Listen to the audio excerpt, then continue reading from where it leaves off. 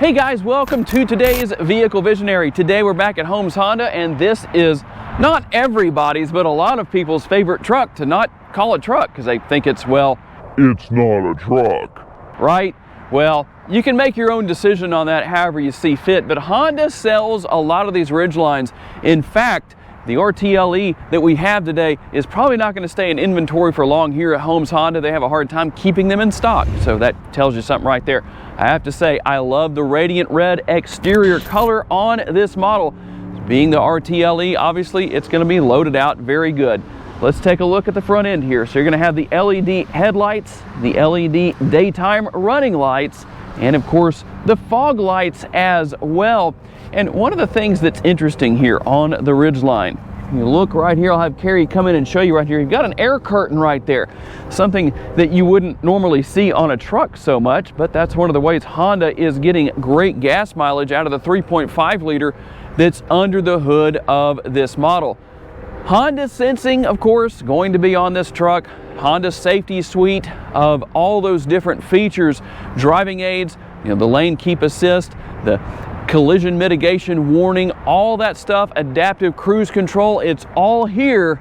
But let's take a look at what's under the hood and see how this truck compares to others. I didn't do a bicep workout today, so I think I'll do that right now. And if you haven't ever lifted the hood on these Ridgelines, that is very truck-like because it is heavy. So let's talk about the 3.5 liter V6 that's under the hood right here. It's going to be 280 horsepower, 262 on the torque numbers, mated to a 9-speed automatic transmission.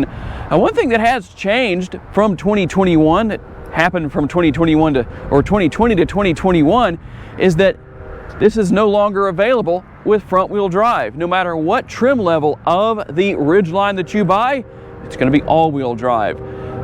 18 miles per gallon estimated on gas in the city, 24 out on the highway, a combined total of 21. And according to Honda, for every 100 miles you drive, you should burn through 4.8 gallons of gas. And as we come to the side here, you've got 245/60 R18. That R18, of course, going to be the wheel size, the rim size. And you've got the power side view mirrors. Now, they're not power folding side view mirrors. Let's see if I can do that. But you can manually fold those if you want to. Turn signal indicator built in.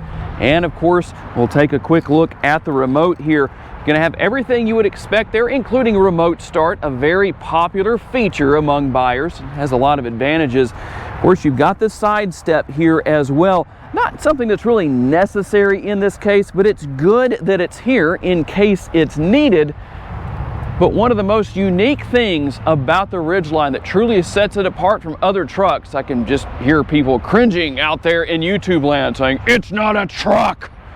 But it is the fact that the bed has some very unique features. Let's take a look at what those are. All right, let's talk about the bed. Obviously here with the tailgate, you do have a tailgate that opens the conventional way, but that's not it. Before I show you the other way that this tailgate opens, here are your numbers on towing and payload. 1,509 to 1,583 pounds for the payload. And this truck can tow up to 5,000 pounds. I think for the owners, that's going to be ample because they're not necessarily looking for numbers such as what the Silverado or the F-150 and so forth would have, because obviously this isn't a full-size truck. But one thing that definitely is going to separate it apart is going to be found right here with how the tailgate swings open. And there's a lot of advantages to that. It's purpose made to work that way for a few different reasons. And before I show you the bed trunk here, let me show you one thing that's also great about this bed. You don't have the fender wells sticking up nearly as high. So that makes the size of this bed perfect for hauling sheetrock, plywood, different things like that. You can obviously stack that in here a lot easier and put more of it because of that reason. Now, here we go. Here's how you're going to open the bed trunk right here. It is lockable, so that's a good feature. So we'll open that up and take a look at exactly what's here.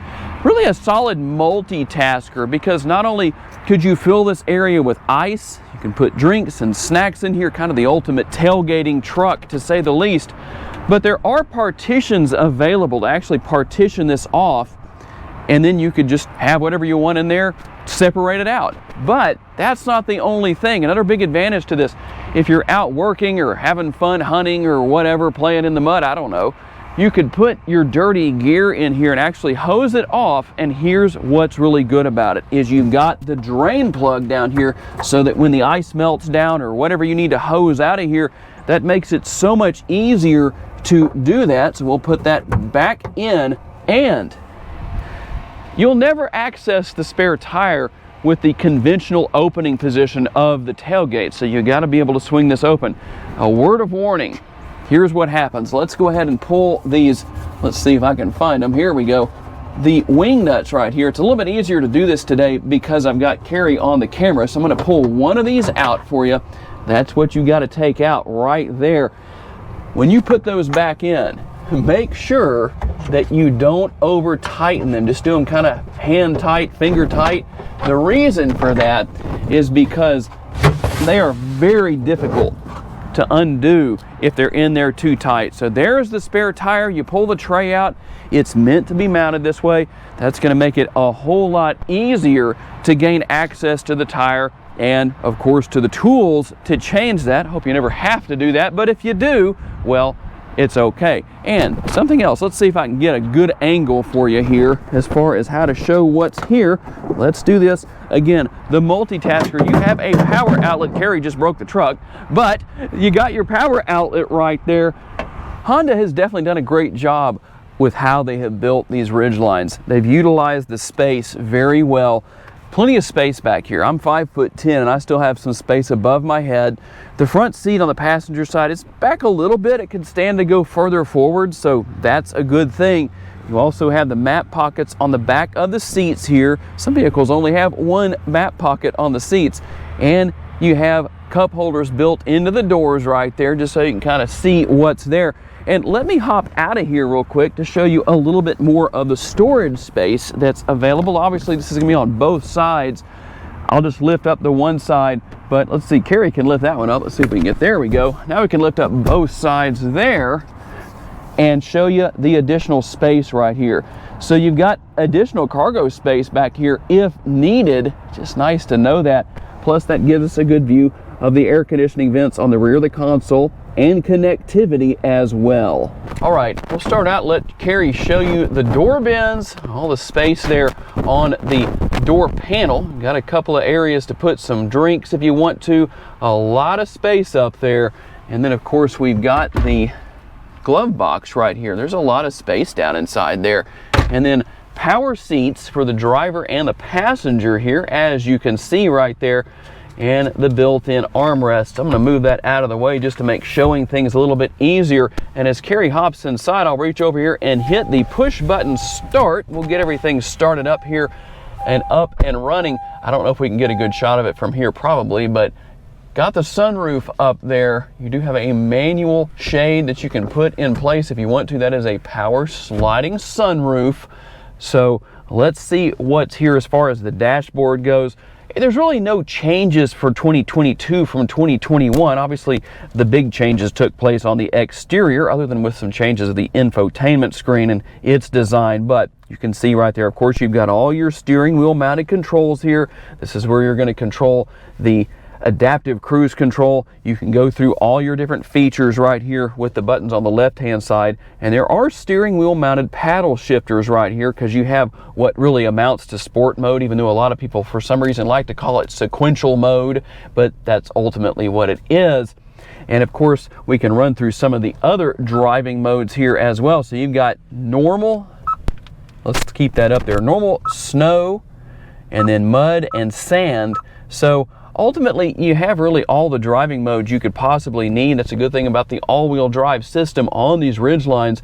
If you live in an area where it snows a lot, that's going to be beneficial. And of course, Honda's infotainment screen. Another common question I get among potential buyers of these trucks, does it have built-in navigation? As you can see, of course, obviously it does. We'll go back to the main screen here just to show you what all is here. And all your different features here that you can go in and take care of, whatever you want to, whatever you need to change, different settings. And since we see camera right here, let me put the truck into reverse and we'll show you the multi-view rear camera Got a couple of different views there depending on what you need to do. If you're backing up to something and you're thinking, how close am I to that? You can't see it anymore. Well, there's how you do it, such as a curb you don't want to bump into or whatever the case may be. It's very simple to use, very nice. I like that. Now, interesting thing here, you get a lot of different comments about the push button shifter down here. Some people like it, some people don't. I'm gonna let Carrie stay focused on that. I'm gonna put it in drive, and then I'm gonna open the driver's side door. You're gonna notice that the transmission automatically goes into park. The same thing is gonna happen. We're back in drive again. If I hit the engine stop button here, it's gonna go into park as well. We'll restart real fast here. We do have dual zone climate control here with the AC. That's not on right now, so let me turn that on, make sure that's not up too high. And of course you can sync that if you want to, but you don't have to. You can have the passenger and driver set things however they wish. Pretty simple to figure out. Then you have your heated seats down here, which only heated seats available, at least in the US, on these Ridgelines. Kind of an interesting thing, but it is what it is. More connectivity right here, the 12-volt USB ports, and then of course, let me see if I can do this quickly enough to not delay too much of our time, use up too much of our time, but there is the wireless charging pad. Let me get on there correctly. There we go. Get that going with my phone just so you can see what's there. Of course, you've got your cup holders right here and the garage door style lid. That's what I call it, at least, because of the way that it goes back and forth like that. It's just what I always think about. A lot of space down in here and a little more connectivity, more with USB and 12-volt down there. So there's plenty of connectivity throughout the truck. But let's get out on the road and see exactly what the driving experience is like with the Ridgeline. All right, here we go. Quick test drive here in the Ridgeline. You know, I really wish that I did have a place where we can go maybe do a little light off-roading, maybe pull a trailer or have some cargo in the bed, and just see what I could genuinely tell you about how the Ridgeline handles in those situations. And who knows, maybe we'll get an opportunity like that at some point in the future. But for now, we'll just cruise down the road here, maybe even get to see some bad drivers and make some comments about that, as usually happens here in Shreveport, Louisiana, the capital of bad drivers. There's no doubt about that. So what are my impressions of driving the Ridgeline? Honestly, you really need to drive one for yourself. I can tell you a little bit about what my experiences are in the video, but it's hard to really pass that along completely as far as a real world experience goes.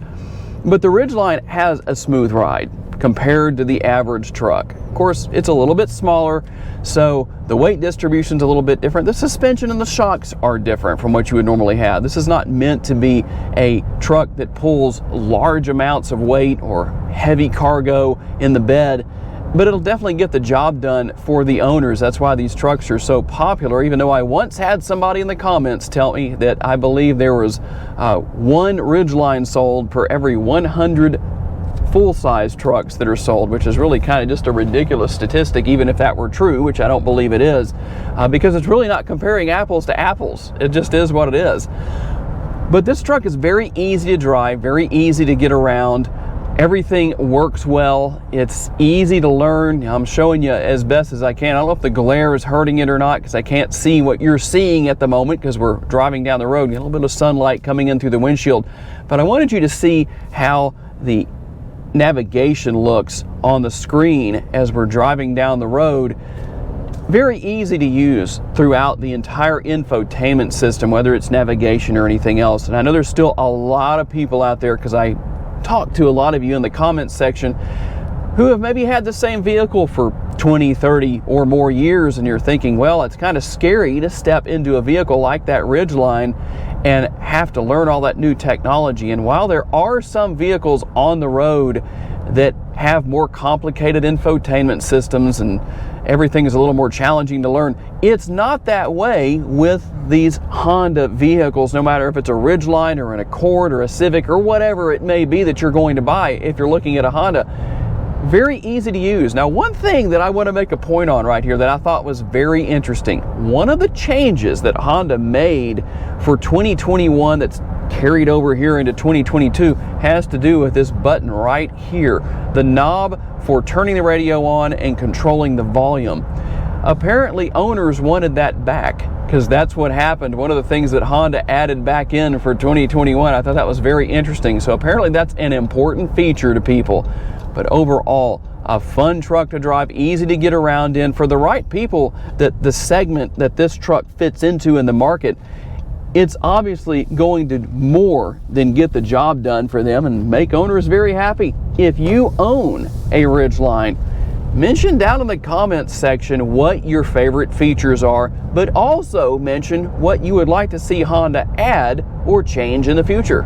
So tell me down in the comments what you think about the Honda Ridgeline. If you plan to buy one, tell me what trim level, what exterior color, all that good stuff. Got to say a special thanks to my friends here at Holmes Honda for loaning us this model for the day.